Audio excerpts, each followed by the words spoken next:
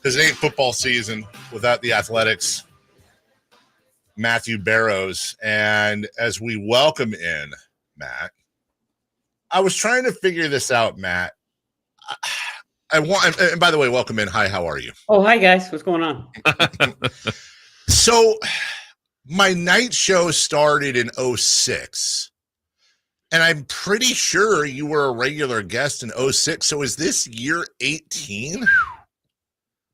Wow, I don't want to go there. The passage of time is so daunting to me. I don't want to dwell on it.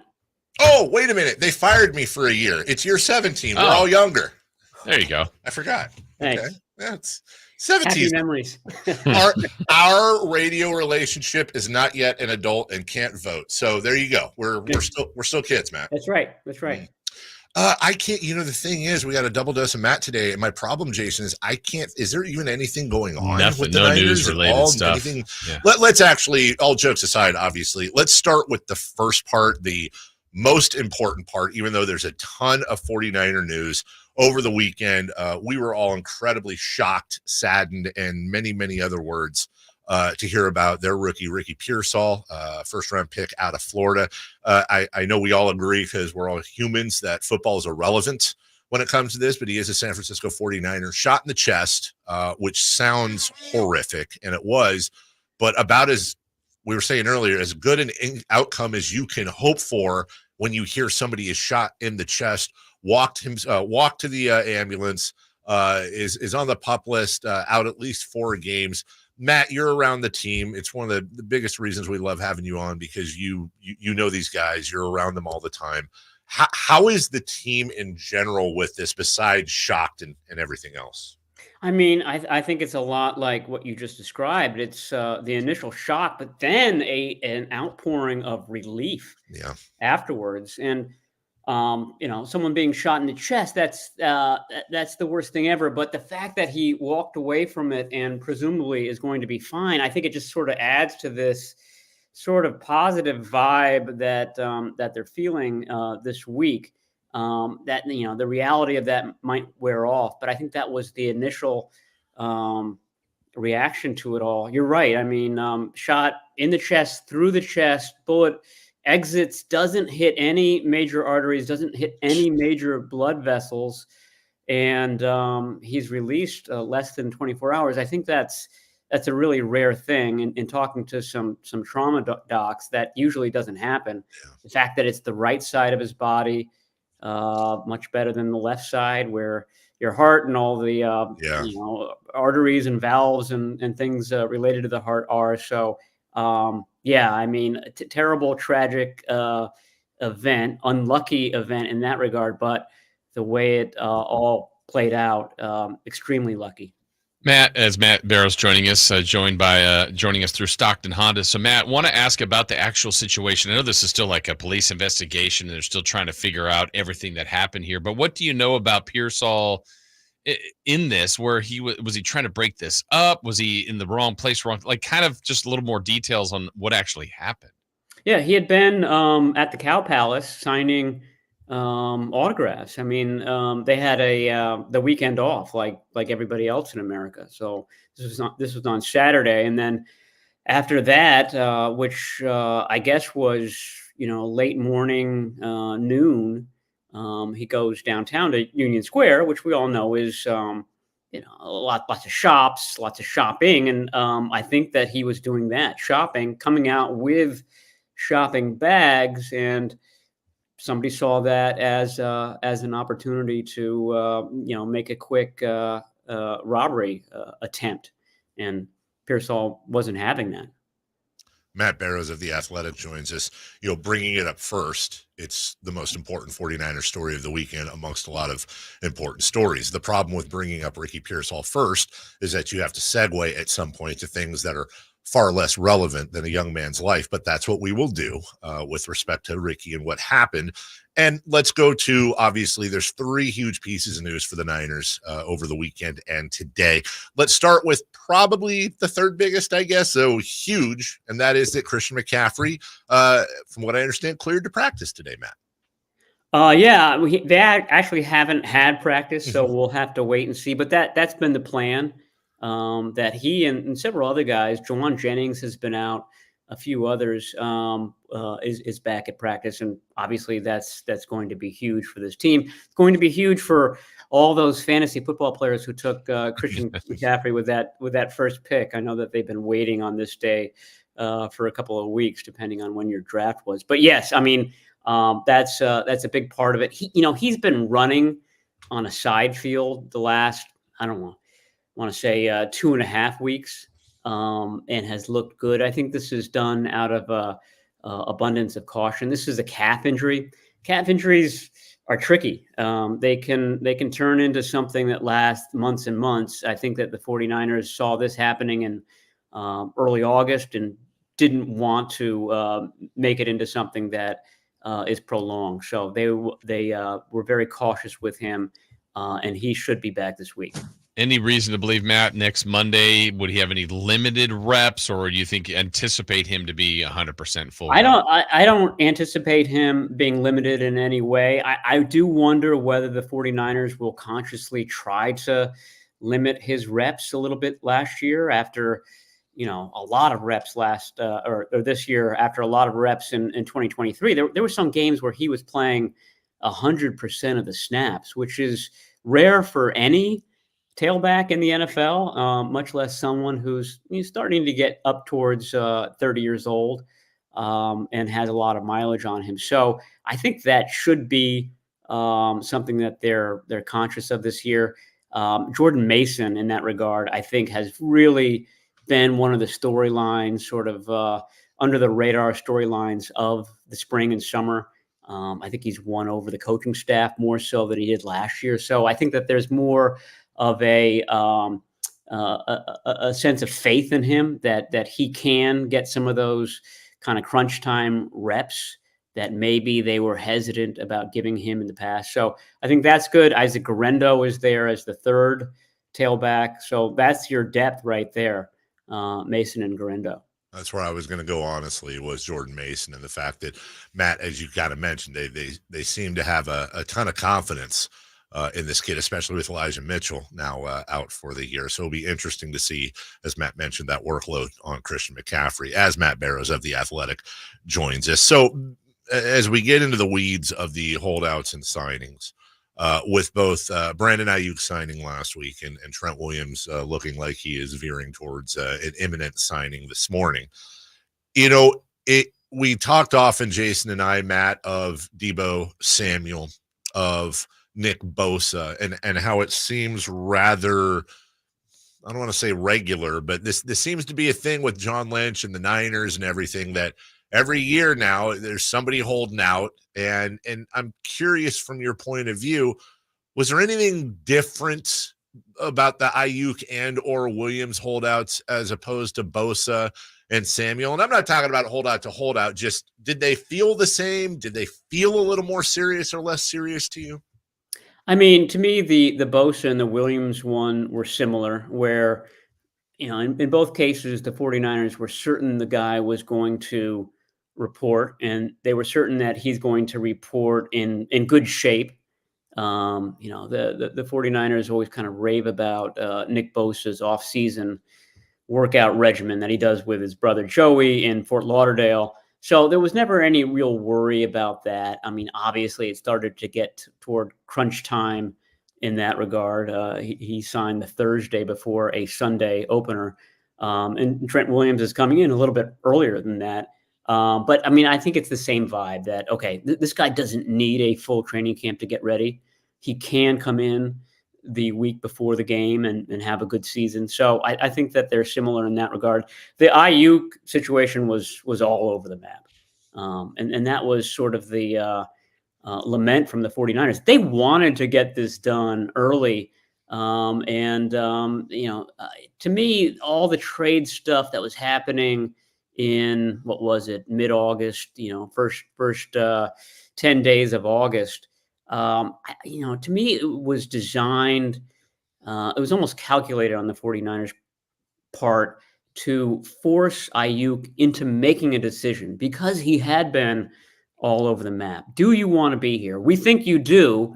And so we're going to give you these options so that you have them to look at. And then you can say, you know what? I've looked at all these options. This is where I want to be. It didn't happen quite as quickly as they had hoped, but it eventually did happen. And, now here we are on the Tuesday before the Monday night game. And finally, the gang is all back together.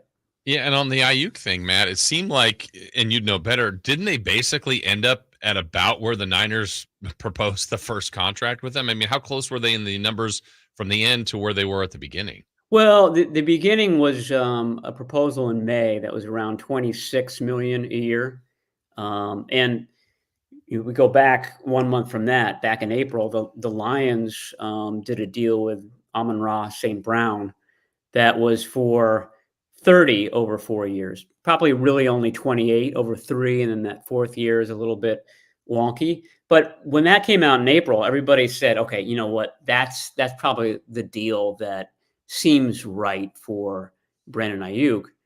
And it took, 5.5 more months. And we finally came to the same conclusion that most of us had reached in April, which was, that's the right deal. The Ayuk and the St. Brown deals, there are details that are different, but they're largely very similar deals. Feel like we could have avoided some of the consternation, as it were, had we just had that deal offered to him in May. I think he would have taken it, and everything would have been fine. Matt Barrows of The Athletic joining us. Matt, one thing I've been kind of fascinated about this year and last year with now 3 major holdouts in Ayuk, Williams, and Bosa, and admittedly, it's because I'm doing some work, as you probably know, over in England with a soccer team there, much different but similar to Parag Marathe, who is the chairman of Leeds United, which is a second-tier English football team for everyone listening, and understanding a little bit more of what the chairman of a team has to undertake, the 8-hour time difference, Pacific to England. And Parag was always, and you've said this before on the show, kind of the wizard behind the curtain when it came to cap stuff. He was the guy that Jed York trusted and trusts. But what I wondered is Parag's time, energy, attention being truncated, if you will, because of his other duties, and is that something that could have affected some of these holdouts maybe taking a bit longer than if he was home local based? I don't think so, because I don't think these negotiations are you're on the phone with the agent for 12 hours a day and you're shouting back and forth and you're trading numbers. I think it's a very kind of slow, methodical process where the team comes up with a plan of attack at some point, and an initial offer is made. I don't know whether it's made by text or something like that. Right. It's a lot of waiting, and I think there was a lot of waiting after that initial offer. I think that the 49ers offered that $26 million a year deal in May, hoping that that this is going to spark the talk, this is going to spark negotiation, and we'll go back and forth, and nothing really happened. And so I think, so to answer your question, no, I don't think that eats into his 49ers time and his 49ers negotiation time, because I don't think negotiations are all that exciting. I just think it's a very, very slow, watch the paint dry process until it's not, and then it is a flurry of activity, and then it's done. Matt Barrows joining us, brought to you by Stockton Honda. Matt, as far as Trent Williams, we expect that hopefully in contract all to be agreed, hopefully here soon. Is it as easy as, hey, Trent, we trust, like you said earlier, hopefully keeping himself in shape. He knows the system, knows the offense, plug and play, and he's ready to go Monday? Yeah, I think it is. Chris Furster, the offensive line coach, is always talking about how difficult that first game is for offensive linemen, that you really can't replicate it. As far as just the exertion and how tired these guys are, especially after, the first couple of drives, if they're long drives. So I don't know if that means that Trent Williams will play the usual 100% of the offensive snaps or whether he'll get a break here and there. My guess is that he plays his normal allotment. And my guess is that, he owns a gym in Houston and reportedly was at this gym regularly. So I think he's going to show up in good shape. I mean, to me, I think that, Trent Williams was in no rush to get this deal done. He's somebody that's gone deep into each of the last, 4 postseasons, played a lot of snaps, a lot of wear and tear on his body, probably needs a longer rest and recovery period than most people. So to me, this was all sort of part of that equation. I can show up in, what is it? We're in September now, on September 2nd and be ready for the season. I think that his concern was more, what am I going to be like in December and January and perhaps February versus how am I going to feel in September? And Matt, that's again kind of where I was going with Trent. I'm not saying it wasn't a serious holdout and he didn't want more money and he wasn't serious about it, but don't we kind of see this through the years with your high-level NFL veterans where they're like, I don't like my contract, and somehow magically it all gets worked out like after training camp's over because they, in part, just don't want to throw the pads on and sweat for a month. Yeah, for sure. Do you want to wear a foam Guardian cap in August around your head while sort of rookies try to make a name for themselves by giving them a chop to your arm? So yeah, I think that's all part of it. His right ankle, that's the inside ankle, that's the one that was injured in Cleveland last year. So that leg is sort of toward the meat grinder of the line of scrimmage. That's been problematic for him throughout his career. So, I mean, just giving that, another, what was it, 2 months of repair. Yeah. To me, that's more valuable than him, going against, Jonathan Garvin in practice. I used the name, Dave, that I thought would throw you. Very obscure practice squad player on the 49ers. Well done. Yeah. I mean, we look for one of those. We're trying to get it sponsored, so we'll figure that out.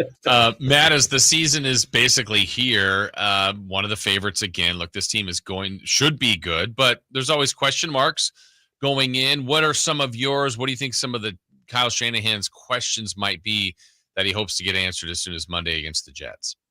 Well, I mean, I think question marks on the team. Center is not real deep. You got Jake Brendel there as the starter, but the backup situation isn't great.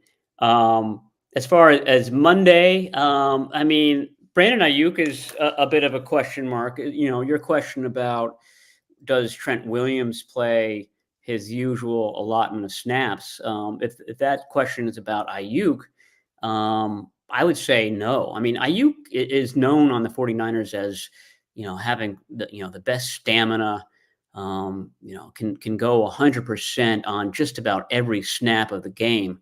That's what has kind of really endeared him to Kyle Shanahan and Leonard Hankerson, the wide receivers coach. But not having been there through all of the spring and all of training camp, I wonder what his percentage of snaps is going to be on Monday. I would think it's going to be more along the lines of, 65, 70, 75%. And then Chris Conley would probably be the guy getting the other 25% of the snaps. So what kind of shape Ayuk is in, what kind of rapport he can sort of whip up with Brock Purdy. I don't think that's going to take long, but I also don't know if it's going to be there immediately against the Jets either. Matt, speaking of Kyle Shanahan, football season's starting, so of course the hot takes are flying. I heard one over the weekend, though, and I kind of paused to think about it. It said that Kyle Shanahan has more pressure on him this year than any other coach or player in the NFL. And it wasn't like he's got to win or he's fired or anything like that. I'll give the person credit, but it is interesting to think for a guy who has had so much success, and Shanahan has had a ton of success, but whether it's age, cap, Brock Purdy's extension, whatever you want to call the window, it does seem like this team is in a pressure cooker. I agree with you. I mean, I liken it to that 2013 Jim Harbaugh team that had gotten so close and that was so full of talent. And that year, there was an onus on that team that year. There was a weight that they carried around, seriousness. 2011, that was sort of like the who's got it better than us team. By 2013, those slogans were gone. And like I said, it was very serious. And then when they lost in Seattle that year, the wheels started to fall off. And I think that these 49ers are in better position for the future than that team was. But I think that weight, that seriousness that I was describing is there. They do feel the responsibility to get it done this season because they also realize we're never going to be as loaded as we are right now. So just to simplify, and this gets thrown out all the time in every sport, but legitimately, is it championship or bust? Is anything other than a championship for the Niners this year going to be viewed as an abject failure? Yeah, I think so. The or bust is sort of the question mark. I mean, the 2013 team busted. Yeah. I don't think that this team is going to bust. I think they'll still be good in years to come, but certainly not as talented as they are this season. What are your thoughts on Purdy this year? I mean, there were some people that question him basically every year. Now he's getting more accolades. People put him, his peers, media put him in the top, 30 in the league. What do you think about Brock's fair expectations for this year? He's exceeded expectations at every turn. So I have to think that that's going to continue. Interceptions, though, is the one sort of question mark I have about him. He had 11 last year, which is higher than you'd like. You'd like to see that go down. And most of the time with these really elite quarterbacks, you do see that, especially going into that third season. You see that number go below 10, which is what the 49ers would like to see. He does, and this is happening in practice. We saw it happen a couple of times in the preseason game, the home game against the Saints. He's not afraid to take chances with a football, and he's not afraid to try to make something happen. He has more gunslinger in him than maybe he is known for. He's gotten away with that a few times. I just wonder whether it's going to catch up with him at some point. There'll be a spate of these. Remember, he had the 4 interception game against the Ravens. I feel like that kind of game is always sort of lurking for him. So that's the question. I feel like some of these teams that they played in the playoffs set a formula for facing Brock Purdy, facing the 49ers. And that's the task. I mean, how do you counter the move that defenses have put on you? So wrapping up here, and this is such a goofball question because it's a vibe question, but look, he got thrown in the pool year one, if you will, right in the middle and performed admirably, but there had to be a lot of, oh my God, going on. Then last year, it's, he's coming off the injury. Was it a fluke? Was it because people hadn't seen enough film? Do you get the sense that maybe this is kind of the first year where he's like, I do belong at the big kids table. I've always had that confidence, but I am the guy, and I know I'm the guy, and I've proven I'm the guy. And maybe there's just a bit more comfort there now with him being an established young NFL star. Yeah, I do. I mean, last year he was dealing with the elbow issue for all of the offseason and for half of training camp. This year he's been able to kind of address lingering things that he wanted to work on, whether it's physical, game plan stuff. So I think that there is a confidence there that maybe he didn't have. By the same token, though, when you're a rookie and you're kind of thrown in, you have no other option than to kind of plow ahead. And sort of the same thing with the elbow last year. I mean, the elbow consumed him, so he had to be sort of laser focused, put blinders on. I just don't know how he's going to react to not having any sort of outside element to deal with this year. Like I said earlier, to this point, he's handled everything like you would expect a 36-year-old quarterback to handle them. He's mature beyond his years. The guy's 24 years old. So, like I said, I think that he's going to handle the onus, the responsibility, everything really well. You just don't know yet.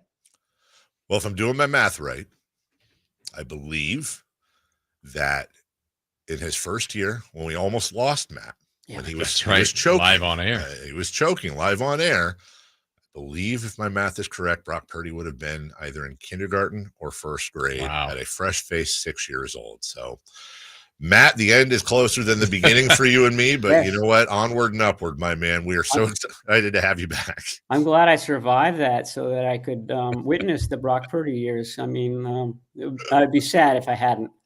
I would be too. I'm not going to lie. Ratings bump for a couple of weeks probably for a first-year show, but then you lose a guest and a good guy for 16 more years. Not worth it. I'm glad you made it, Matt, because we get to read your wonderful coverage in The Athletic each and every week. Thank you. Thank you. And you wouldn't have wanted to be known as the guy that sort of, cheered on a guest choking. Cheered? No. Cheered. You have to interpret whether it's cheering. But I mean, I would have probably done a couple interviews. But then, your whole career is like, oh, you're the guy that. You're that guy. Right. The best in the business. Matt Barrows will join us each and every Tuesday for Niners at 9. Matt, we'll see you. Have a wonderful year, my friend. We'll see you next week. You too. Sounds good. See you guys. Thank you. That is Matt Barrows. We will take a break. Good to have Matt back. Yes. Oh, it is.